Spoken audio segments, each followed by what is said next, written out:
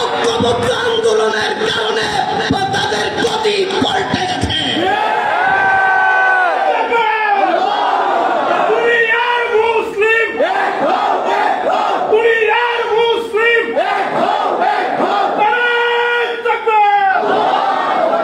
ঐক্যবদ্ধ হওয়ার এ হলো ফলাফল। আমাদের গালাব থানং একটা কথা আছে, মা মাজা কদ মাজা। উলামায়ে কেরামগণ ঐক্যবদ্ধভাবে এক প্ল্যাটফর্মে থেকে আমরা দিনের কাজ করে যাব। ঐক্য নষ্ট এক কারণে, ফদের লোভে। ইনশাআল্লাহ আমাদের মাঝে আর পদ নিয়ে কোনো ভেদাভেদ হবে না। আমরা ঐক্যবদ্ধ হয়ে গেছি, ঐক্যবদ্ধ থাকবো, জনগণ আমাদের সাথে থাকবে। আরেকটা বিষয়, হক কথা বলাছে আলেমের উপর ফরজ। শেখ সাদি চমৎকার একটা কথা বলছি, বতসবিহ সাজ্জাদা ও দালকে নিস তরিকত বজুজ খেদমতে খালকে নিস্ত। সুবহানাল্লাহ, আলহামদুলিল্লাহ, তাহাজ্জুদ, তাবলীগ, আওয়াবিন, ইশরাক, কুরআন তেলাওয়াত 24 ঘন্টা যদি আমলে থাকো, তুমি হকের পথে আসো বলে গণ্য হবে না যতক্ষণ পর্যন্ত সকল বাতিলের মোকাবেলা না করবা। বাতিলের মোকাবেলা না করলে ইবাদত বন্দেগী করা তো সহজ। নবীজি যদি মক্কাতে কোনো বাতিলের বিরুদ্ধে কথা না বলতে, আবু জাহেল খুশি আছি, মোহাম্মদ তুমি তোমার কাজ করো, বাধা দিতাম না। আমরা আমাদের কাজ করি, তুমি বাধা দিও না, চলো। নবী বলে যে মূর্তি ভাঙবার লাগে আল্লাহর আমার হারাইছিল। এই জন্য বাতিল কাকে বলে, একটা বাতিলের কথা বলে আমি আলোচনা শেষ করব। যখন আমি দেখব আগার বিনাম কেনা বিনা বচা আস্ত ওয়াগার খামুশ বনাশি নাম গুনাহ আস্ত।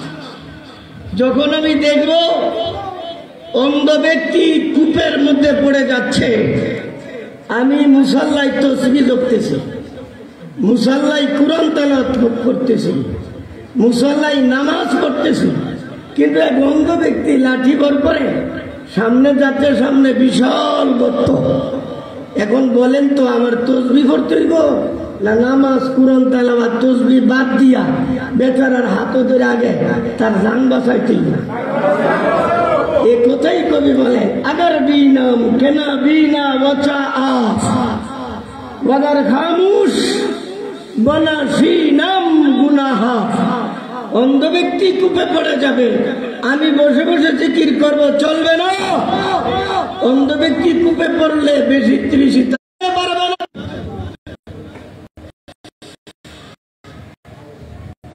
আরো তো 10 মিনিট করবে। হুজুররা এখানে বসা আছে। ভাই ইমান কাকে বলে? ইমান তো বলতো, ইমান কাকে বলে?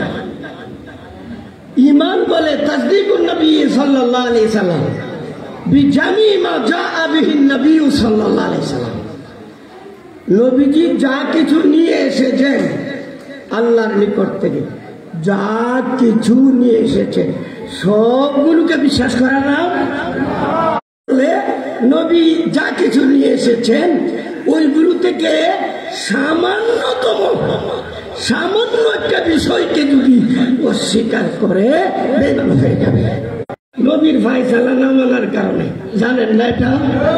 ওই মুনাফিক নামাজ পড়ছে, রোজা করছে, হজ করছে, যাকাত দিছে, নবীর সাথে জিহাদও গেছে, সব করছে, শুধু ব্যতিক্রম নবীর একটা ফায়সালা মানতে রাজি না। আল্লাহ বলেন নবী ওইটা জানে না। এই যে বেঈমান নবীও জানে না। আয়াত নাযিল করছে, হে নবী, দুনিয়ার আমল করলেও আপনার ফায়সালা না মানার কারণে আমি আল্লাহ তাকে মুমিন বলতে পারি না। আমি মুমিন তাকে বলবো না, সে বেঈমান। সব করছে কিন্তু একটারে অস্বীকার করছে, একটারে অস্বীকার করলে বেঈমান। এখন আসলে আমাদের সমাজে কিছু এমন দল আছে সব ঠিক কিন্তু একটা অস্বীকার করে।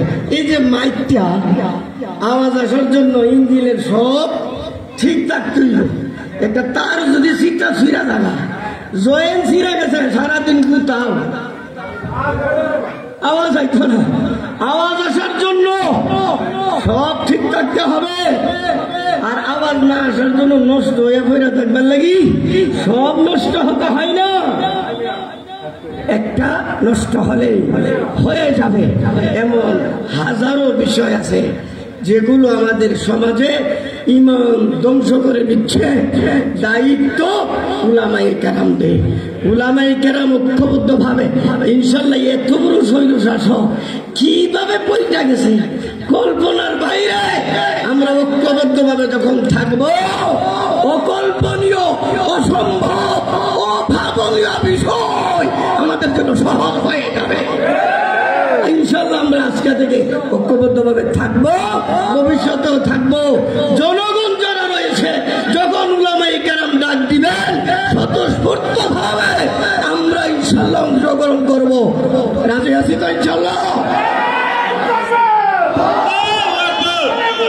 যেখানে